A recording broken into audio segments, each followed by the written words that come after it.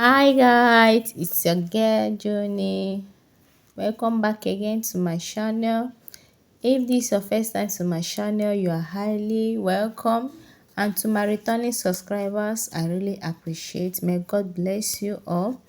So in this video, I'll be showing you how I achieved this beautiful gown. So let's dive into the tutorial. So this is the fabric I'll be making use of. It's Ankara print of 2 years. So first of all, I started by marking the body measurements and start by inserting the from shoulder to chest line, shoulder to bust point, under bust, waist, then from waist to hip line, then the full length. You can go down. To determine your full length, you can use 2 inches below the hip line, 2 inches below the hip line, 3 inches below the hip line, depending on how pointy you want your curve area to be. So normally I'm supposed to cut out the upper first, then the upper bodice before the skirt part, but I want to use this pattern paper to draft out everything at once so we can still achieve it. So after indicating the lines, the next thing I'm going to do now is to insert the shoulder measurement divide by 2. This is shoulder measurement divide by 2. Then on the chest line, I'll be inserting the shoulder measurement divide by 2 also. So I'm going to connect the dot this way.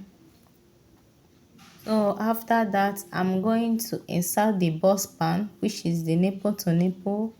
The nipple to nipple that I'm working with is 8 inches, divided by 2 is 4 inches. So I'll be starting from the waistline because the dart ends on the waistline. So I insert that on the waist, under bust, and the bust point. So I'll rule it this way. Then I'll insert the neck width of 3 inches, then the neck depth I'm making use of 2 inches. So remember, this is the front pattern. We'll use this front pattern to cut out the back pattern. So neck width of 3 inches and neck depth of 2 inches. So on the shoulder part, I'll go down by 1 inch for the shoulder slope. Then I'll connect it to the neck width. For the dart intake, I'm removing half of an inch inwards, then outwards is 1 inch. So total of 1.5 inches. I'll remove that on the waist and on the under bust line. The reason why I'm removing this little amount of that is because it will not be having pad. I'm not padding it.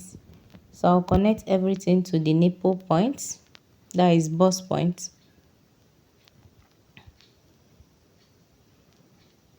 So the next thing I'm going to do is to get the midpoint of the remaining armhole. This is the midpoint. So I'll be connecting this to the midpoint of the armhole part.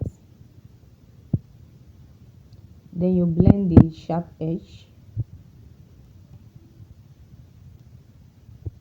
You can use whichever ruler that you prefer.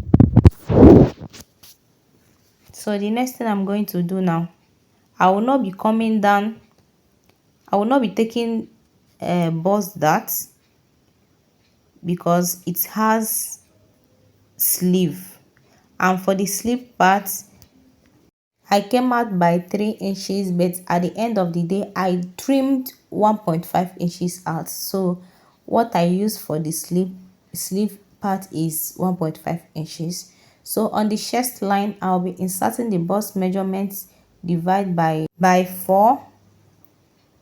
Then I added 2 inches. So the next thing I did is to come down by half of an inch on the chest line. So this half of an inch is where the armhole will stop, so I'll connect it. This is the new armhole or chest line, sorry, the half of an inch below the chest line. Remember what I said, I removed 1.5 inches, but here for the sleeve part I marked 3 inches, but what I used total was 1.5 inches, so I ended up removing 1.5 inches. I was left with 1.5 inches. The next thing I did was to add the body measurement plus the dart intake, then plus allowance that I will be using to join them. So I'm going to connect the dots this way. On the waist, I insert the waist measurement divide by 4 plus dart intake plus 2 inches for allowance. So this is what I have for the upper part. So for the down part, remember I'll be slashing the waist. The waist will go different while the down part will go different. On the hip line, I inserted the hip measurement divide by 4 plus 2 inches allowance. Then after adding 2 inches allowance, I added extra 2 inches for ease, as in for the curvy part of the hip. So I'm connecting it this way first. So what I have on the hip is what I'm going to insert on the full length.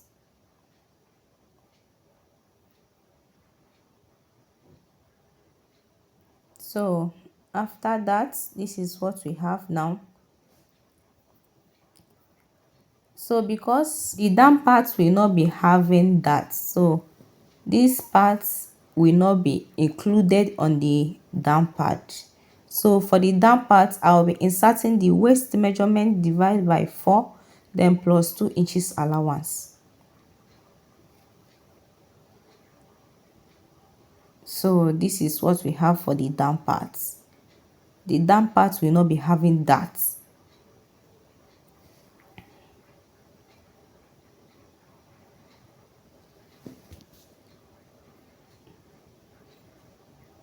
So this shaded area, I will not be making use of them. So for the curvy part, this is what I did. For the center front, I came down by 3 inches. This is 3 inches. Then I'll be connecting that to the tip of the full length this way. You can make use of your curve ruler if your curve ruler can get this curve. So this is what we'll be using for the down parts. So at the end of the day, I'll go ahead and slash, that is open a little bit of the neck part. I came down by 3 inches from the actual neck. So I'll go ahead and cut it out. Just wash carefully. You will see the ones we'll be needing and the ones we will discard.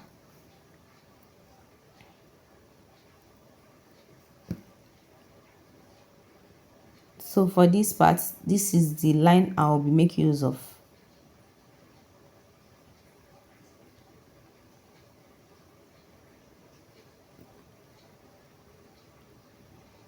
So when cutting it on my fabric, I'll be adding allowance for joining the upper part and the down parts.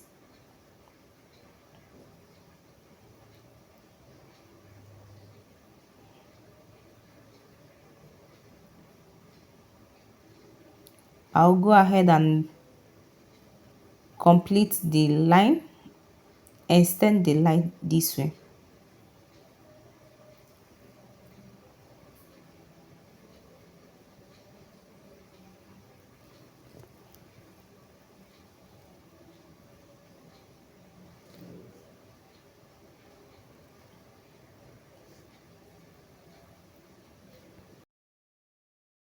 So this is how I'm cutting it. This This is the actual line I'll be making use of. At the end of the day, I'll be using this front pattern to cut out the back, because the back also has a princess dart. I mean, the back also is a princess dart. So this is the front. This is how it's looking like. So for the back, this is how I cut out the back. First of all, I'll be placing this way, but before then I'll add zip allowance. At the end of the day, don't forget to contour your zip. Contouring zip is minusing half of an inch on the waist side and blend in. So this is how I cut out the back.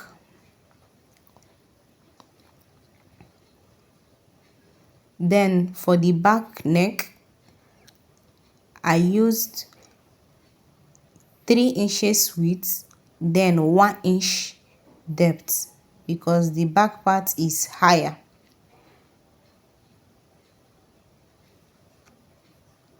Hope you understand what I mean. The back part is higher.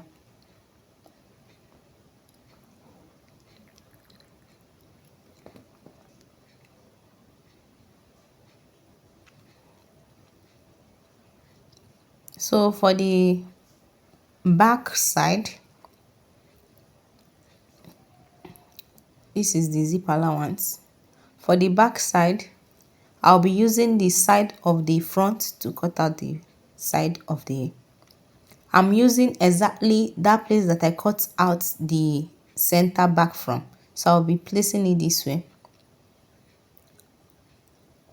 I'm removing the bust part because the back does not have bust. So place your paper in such a way that the bust part is not included for the back part.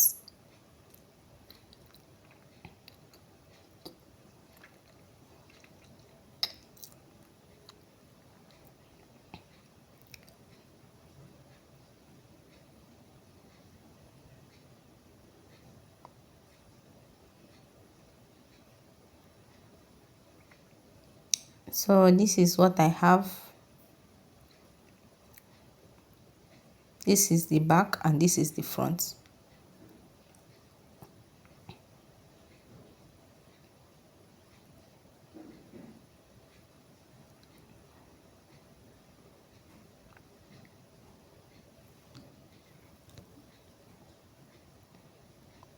This is what I mean.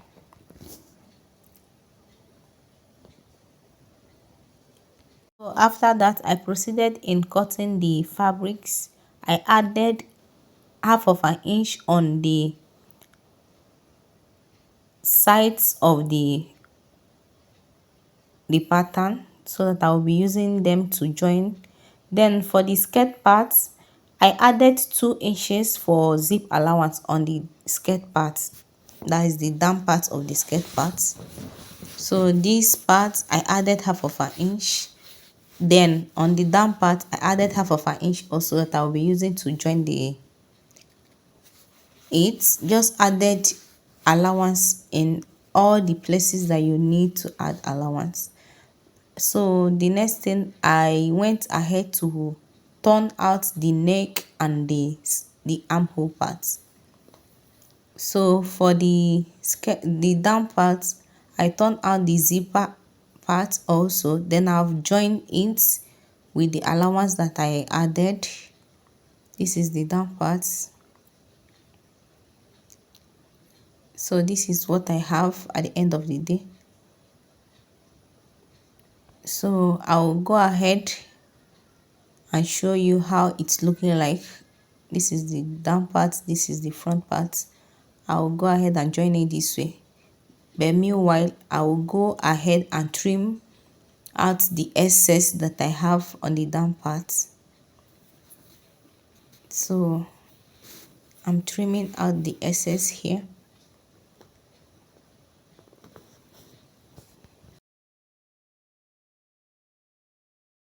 For the satin, I went ahead to gather it, but small gathers. So then I did the same thing on the next part. At the end of the day, I joined everything. This is how it came out. If you find this video helpful, please like, share, subscribe, and don't forget to turn on the notification bell to be notified anytime I upload a new video. Thank you. Bye.